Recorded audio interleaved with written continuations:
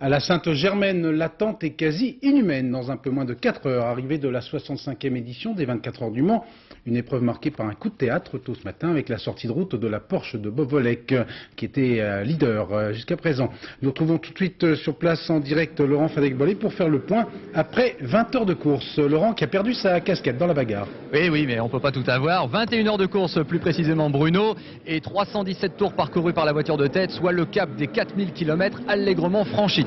La voiture de tête, c'est la Porsche numéro 26, effectivement, pilotée par deux Français. Vous la voyez, elle est au stand. C'est un arrêt tout à fait normal, de routine dirais-je.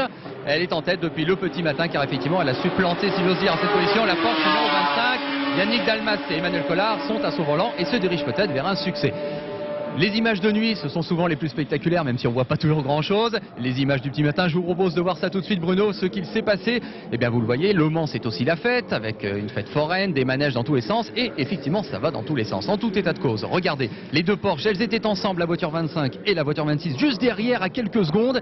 Et on pensait que bon, elles allaient pouvoir rester dans cette position, qu'il y allait y avoir une consigne d'équipe, et on s'apprêtait à s'endormir du côté des stands. Eh bien pas du tout, coup de théâtre. La Porsche numéro 25, pilotée par Bob Volek, est sortie au petit matin. Et donc, il n'en reste plus qu'une, la 26, pilotée donc entre autres par Yannick Dalmas et Emmanuel Collard. En revanche, gros souci pour Nelson Piquet, le triple champion du monde qui sort et qui abandonne. Pour la Porsche 78 qui perd une roue.